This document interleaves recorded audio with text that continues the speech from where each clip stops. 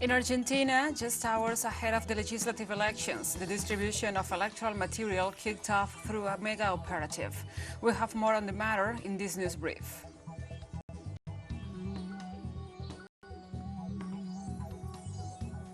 In western Cameroon, people took to the streets to demand justice after the killing of a schoolgirl by a police officer.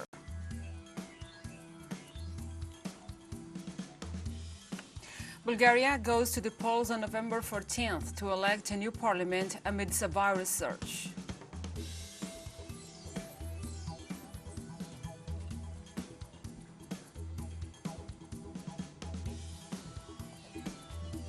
From the headquarters of Telesur English in Havana, Cuba, this is From the South.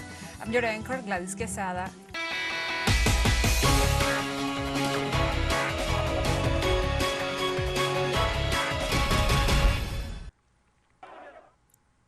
Now we begin with the news. With a mega operative, this Saturday began the distribution of ballot boxes throughout Argentina in view of next Sunday's legislative elections, in which 1/3 of the Senate and half of the Chamber of Deputies will be renewed. The distribution throughout the country of over 1,000 ballot boxes and the necessary material, including the sanitary kits required by the protocol for Sunday's legislative elections, began on Saturday as part of an operation conducted by the Argentine Post Office. The delivery of all the ballot boxes is expected to be completed in the last hours of Saturday, according to the established deadlines. The structure for the custody and surveillance of the general elections is made up of over 90,000 troops, over 4,000 land vehicles, a Hercules C-130 aircraft, 12 helicopters, 10 boats, all-terrain vehicles for difficult access areas, and mule cattle to transport the ballot boxes in the mountainous regions of the country.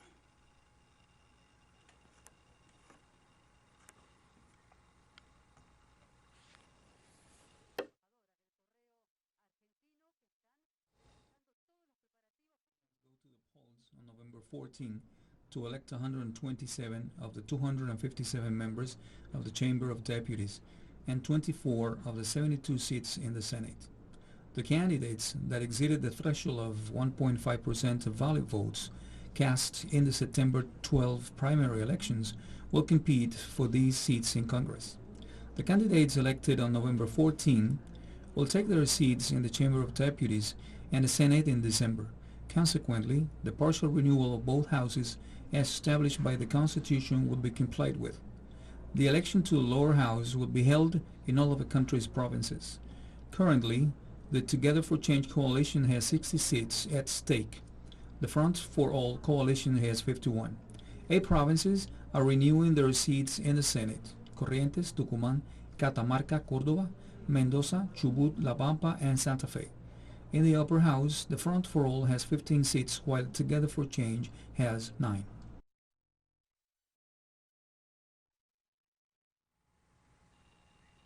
Now we continue. Almost a week after the general elections in Nicaragua, in which the Sandinista National Liberation Front maintained its parliamentary majority and the president, Daniel Ortega, was re-elected, let's take a look at the situation on the ground with our correspondent, Maria Jose Diaz.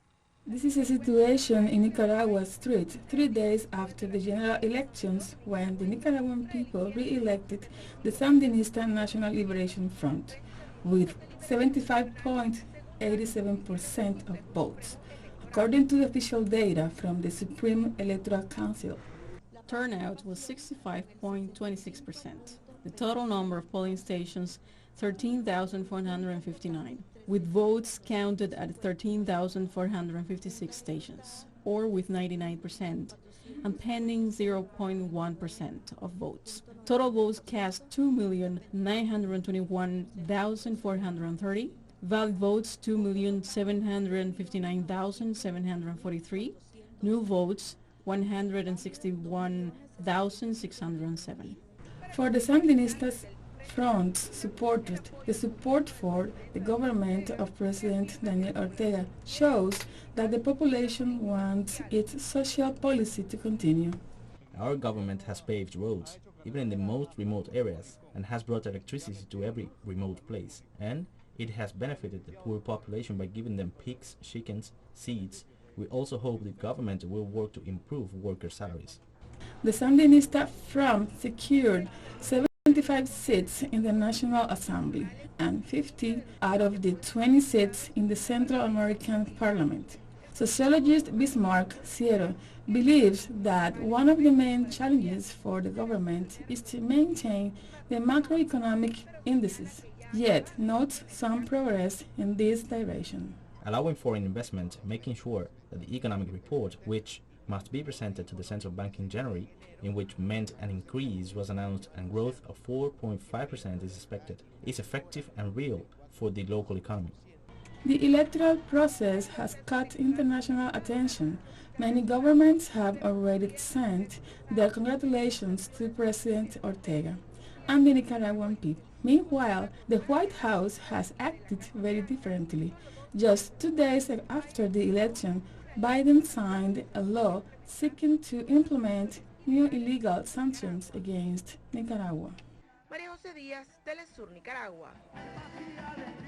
Thank you, Maria Jose, for this report. And now we continue. President of El Salvador, Nayib Bukele, has ordered the army into the streets after a spike in killings, with at least 45 violent deaths reported in the last 72 hours. As part of Bukele's draconian measures, troops were ordered onto the streets of the capital, San Salvador, where they used armored cars to block the exits of some poor neighborhoods, while police went door to door searching for members of the country's most notorious street gangs. While the president argued that military deployment managed to contain the wave of violence, there were 11 casualties registered during the operation. Bukele also blamed the opposition for the violence of the last few days. In response, opposition sectors stressed that the situation proves that the apparent truce agreed between Bukele and the country's notorious criminal gangs is falling apart. For the Sandinistas fronts supported the support for the government. And we'll be right back after this very short break, so don't go away.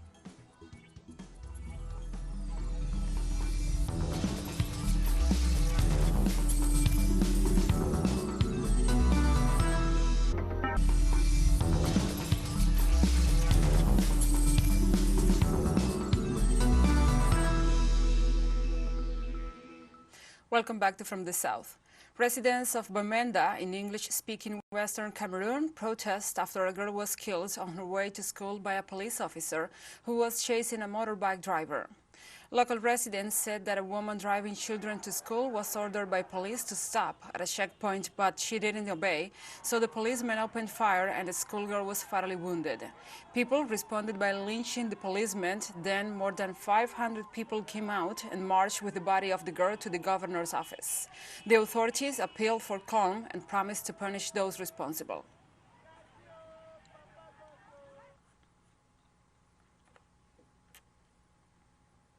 And the Director General of the World Health Organization warned on Friday that people in Ethiopia's northern Tigray region are starving to death and also dying from lack of access to medicines. People are dying because of lack of supplies. We cannot send supplies and medicine to Tigray because it's under blockade, and the blockade is systematic. So no medicine, people are dying, no food, people are starving, no telecommunication, they're isolated from the rest of the world. We move on to other topics. 10 years of Western-backed war have left Syrian industry with losses of $23.5 billion. Syrian Minister of Industry Ziad Sabah reported that the losses are concentrated in the gas and oil sector, where most of the facilities are under illegal occupation of the United States. The minister also stated that there were deliberate acts that targeted industrial strongholds involved in the production of pharmaceutical and food. However, one of the key players in Syria's economy, the textile industry, has recovered 40% of its capacity. Nonetheless, production volume is still below expectations due to the presence of armed groups that control vast territories from where raw materials are obtained.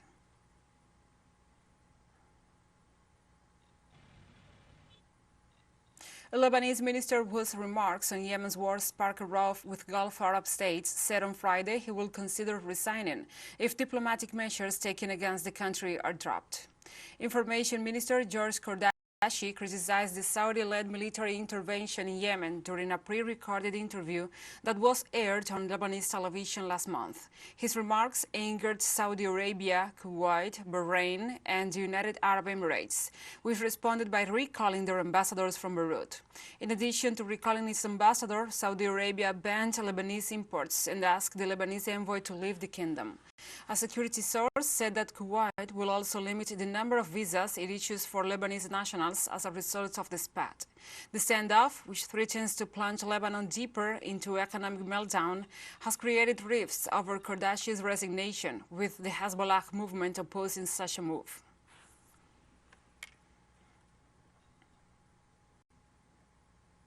Iraqis gathered at the entrance to the heavily fortified Green Zone in the country's capital on Friday to protest the October 11th election results. Supporters of Hasher al-Shaabi of the Popular Mobilization Forces have been rallying for days outside the zone that houses the premier's residence, the government and diplomatic missions amid allegations of electoral fraud. Iraq's Electoral Commission said Monday that a manual vote recount in some polling stations where complaints were filed did not show any fraud. It also said that final results will be announced after they are validated by legal committee without giving a date. The announcement comes amid tensions in the country, whose prime minister escaped unhurt from a drone attack at the weekend, and where protesters have camped on the streets to contest the election results.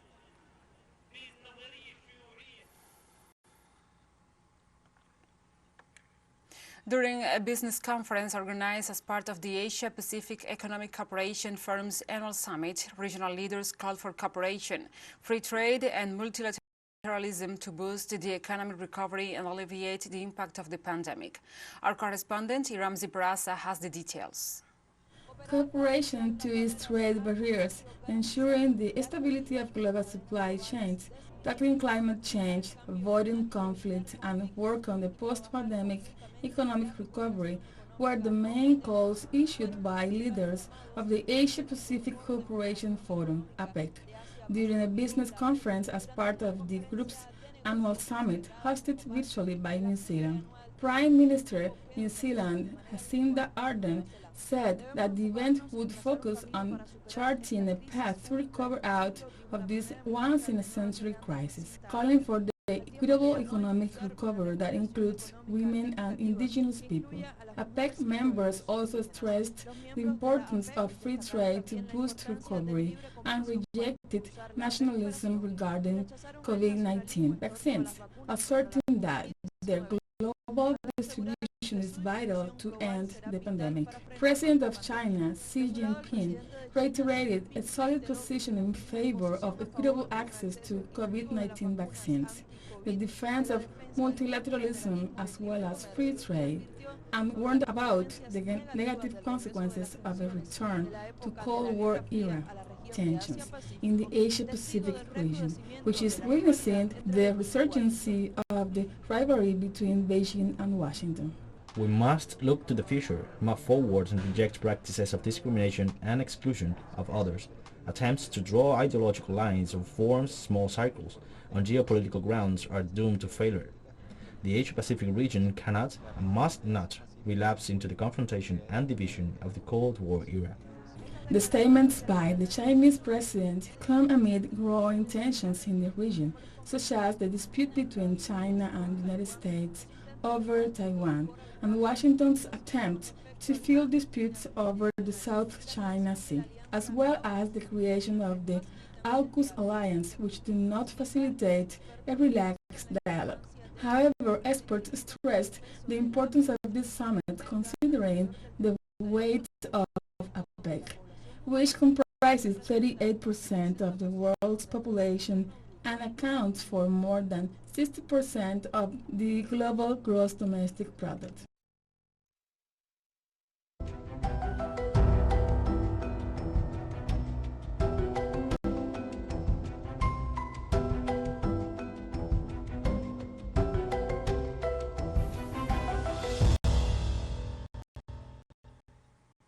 Now we address topics. In Spain, the Cumbre Vieja volcano on La Palma has left its first fatality on the island.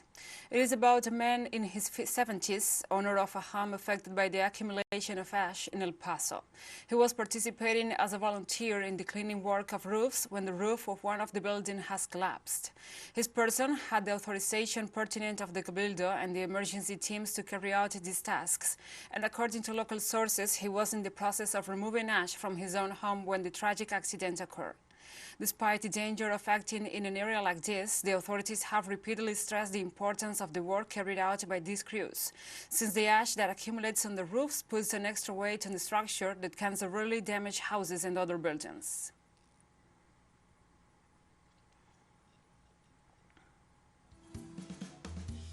And we have more stories coming up after this final short break, so stay with us.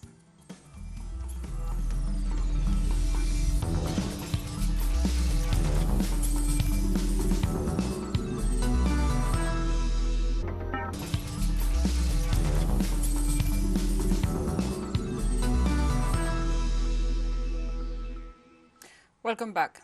Bulgaria goes to the polls on November 14th to elect a new parliament amidst a virus surge.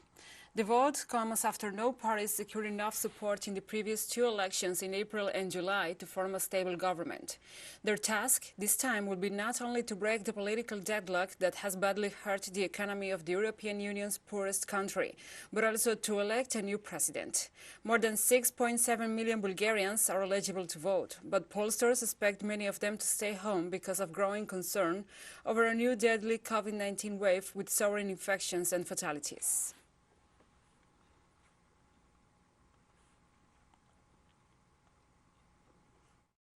Was very good. All materials have already been provided to us. We are trying to handle the machine. We have been informed that we will additionally count the receipts from the machine. Everything is fine. We act according to the rules with the control bodies. I think there will be no problem with the vote.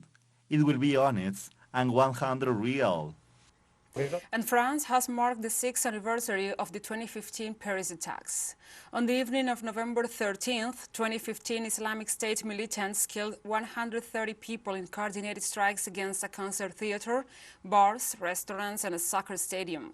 Prime Minister Jean Cousteau and the Mayor of Paris, Marine Hidalgo, stood in silence to remember the victims of the attacks on the Stade de France, the stadium and the Bataclan concert hall.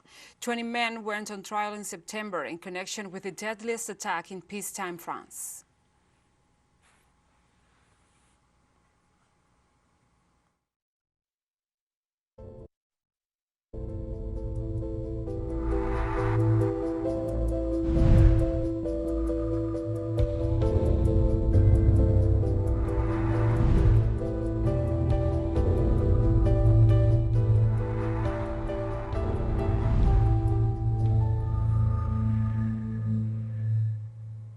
Cuba is gearing up for the reopening of its international borders on November 15th, with a high rate of vaccination and all the necessary measures in place to protect the population and visitors to the country. Cuban President Miguel Díaz-Canel exchanged with journalists on Friday to explain the progress in the battle against COVID-19 and outline the measures adopted to ensure a safe reopening of the country's international borders, a move which will allow the country to begin to rebuild its economy, which has been heavily impacted by the pandemic and the consequent lack of tourism, as well as the tightened U.S. blockade. Díaz-Canel also stressed the achievements of Cuban scientists on having domestically developed the vaccines needed to protect the population. The vaccination campaign has advanced at one of the fastest rates in the world, ensuring the conditions are in place for the beginning of the new normality.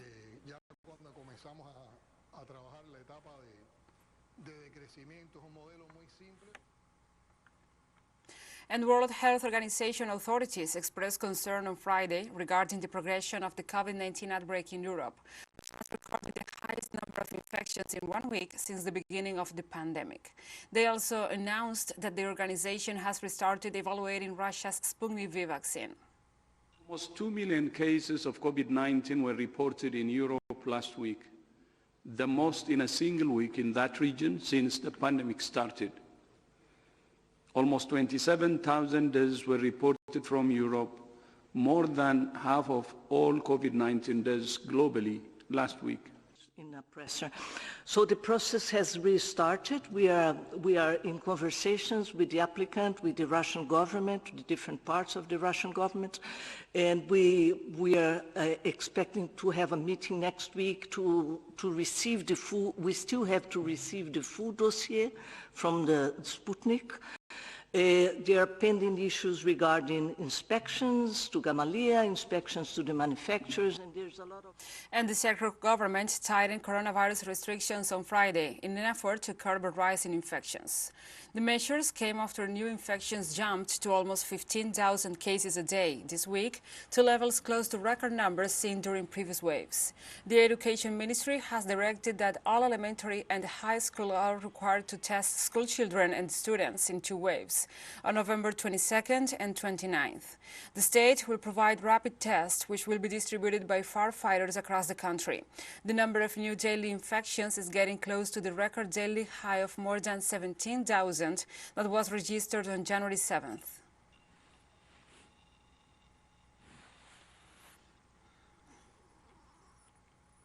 And the Indian Ocean island of Mauritius imposed a raft on new COVID-19 curbs on Friday as it confronted an upsurge in cases despite a high vaccination rate. The measures were announced by Prime Minister Pravind Jugnauth, who asked people to abide by health protocols to avoid an increase in infections. Schools were closed earlier this week, with all classes to be held online, while bars and discos have been ordered to shut down and concerts and sporting competitions banned. The government is also limiting the numbers of people attending gatherings such as weddings, funerals and rallies. Many of the new cases are linked to the Delta variant, the Health Ministry reported.